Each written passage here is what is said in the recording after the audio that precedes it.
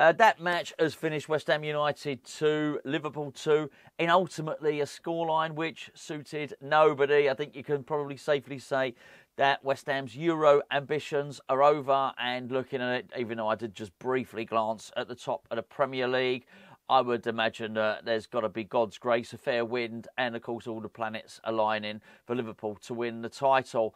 Really weird one, actually. Two managers both clearly on the way out. And I think a situation whereby, you know, maybe one of the managers in Jurgen Klopp possibly doesn't have all the players playing for him. But I'm talking about, Mo Salah halfway through, or whenever he was brought on, halfway through the second half, big row on the touchline. Whereas David Moyes can probably feel that he's got all these players playing for him. 10 of them at least. And I think they'll certainly probably do that from now until the remainder of the season. I've got no real complaints about today's performance collectively from the majority of the team. I don't have any... I think a draw against Liverpool is absolutely fine. I know they had a bad game in the week against Everton, but let's be fair, Liverpool got some fantastic players, and Jurgen Klopp was able to make substitution after substitution after substitution. Look, West Ham rode their luck at points in this one, but let's be fair, we're not going to miss out on European qualification because of how we played against Liverpool. We're going to miss out on European qualification because of how we might have played against Burnley or Fulham or Sheffield United.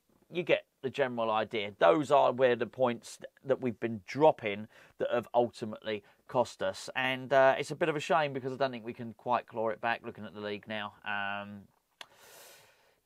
It just seems highly, highly unlikely. But it was a better performance and a more spirited performance than the one we saw against Crystal Palace. The start of the game was really odd, actually. Quite a weird beginning to the game because Liverpool had the kick-off and then they kept the ball for almost 2 minutes. I thought it was a bit of a masterstroke, actually. I wasn't watching the coin toss. I couldn't tell you who decided which end to kick or who decided to take the kick-off. But if Liverpool did decide that what they wanted was a kick-off, it was a genius move, really, because what it did is it took any sting out of West Ham having the ability to start the game on the front foot and get in and have a really, really quick attack, because they kept the ball for almost 2 minutes, something like that.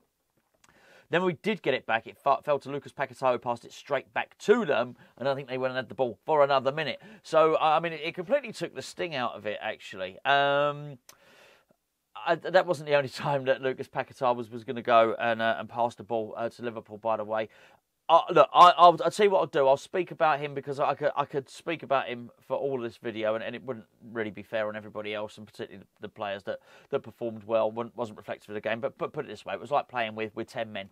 And if you want to hear what I'm actually going to say about him, then you can join me. I'll do it on tomorrow's video, and you can join me and Gio on the player ratings over on our Patreon, which is patreon.com/HammersChat. We'll be doing our player ratings on Monday morning. I'll tell you now, a bit of a spoiler, he ain't going to get a good score at all. We believe it or not, we actually went 1 goal up, which I thought was a little bit fortuitous. But let's be fair, Diaz hit the post. I think it was on after about 40 minutes. But aside from that, Alphonse Areola only really had comfortable saves to make. I think that much is clear.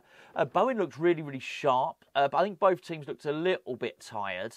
And we scored right before half time. Actually, it was a corner. The corner was interesting though because it was really good. Basically, what happened was we intercepted the ball. I think what happened was Edson Alvarez, who for the majority of the game looked back to his best today, intercepted the ball. The ball seemed to deflect into the path of Jarrod Bowen, and then he took a shot, really, really good shot actually, and Alisson parried it around for the corner. Now, James Ward-Prowse wasn't playing in the first half. There are 2 reasons that we know James Ward-Prowse wasn't playing in the first half. The first one is because we didn't see him on the team sheet. The second one was because the commentator, I think it was Darren Fletcher and Ali McCoist, just kept on reminding us. They couldn't believe. Clearly, Darren Fletcher's not somebody that watches West Ham games all the time. He couldn't believe it. He was talking about Ward-Prowse like he was our best player. I've got no particular complaint about Ward-Prowse. But honestly, it was being mentioned all the time. No, we didn't have Ward-Prowse. He would have normally taken the in-swinging corner.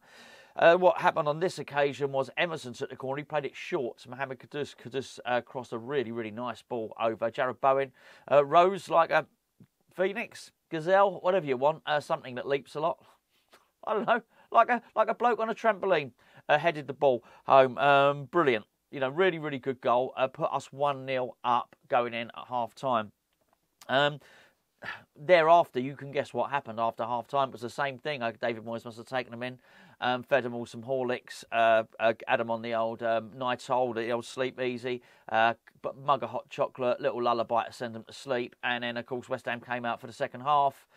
Liverpool, they hadn't been. I think they'd been on the amphetamine rather than the Horlicks. So Liverpool came out absolutely buzzing. The fullbacks have been pushed up to get more involved, and they were all over us. They scored very, very early in the second half.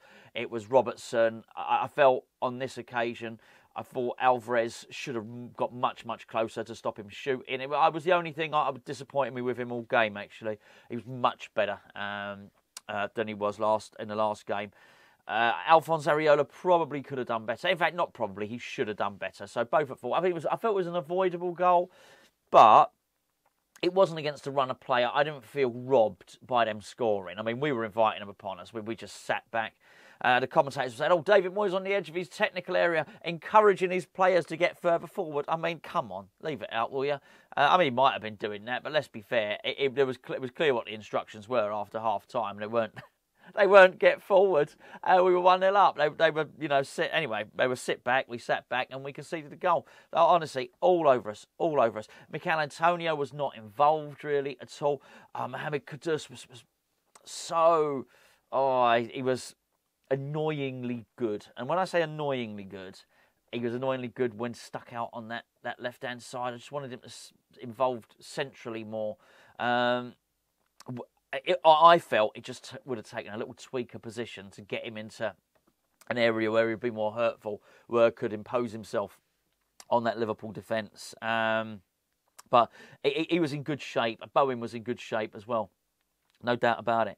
Antonio wasn't involved, and he just was getting frustrated, getting completely and utterly frustrated, by the way. And I understand it. Some decisions weren't going his way. It was quite interesting, actually. I spoke to Mark Ward in the week over on our Patreon channel, and second cheeky plug for Patreon, links in the description below, patreon.com/Hammers Chat. It's our third Hammers Chat channel, by the way, and a great way how you can support Hammers Chat. We've got a free trial. Go and check it out. I was speaking to Mark Ward, I was asking him about Leverkusen. I thought the referee, when we played Leverkusen at London Stadium, was awful. And I said to Mark Ward, what do you think? You played at Upton Park. He wouldn't have got away with that there. And he agreed. He said, no, he wouldn't. We're so far from the pitch. We just can't influence the referee at all. And as Mark said, or intimidate the opposition. And I felt that was the case, not throughout the game, but just on occasion, because I don't think the referee was too bad.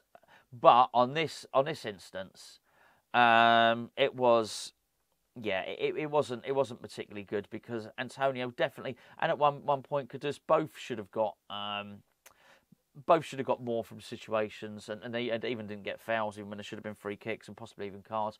That being said, Lucas Paquetá probably should have been carded at the start of the game, and I guess VAR sort of was with us, because it looked like Angelo Ogbonna had conceded a penalty in the first half, but they brought it back. They had a look offside. It took him a long time to realise this bloke who was massively offside was offside. But anyway, I think that might have been Gakpo. Maybe wrong.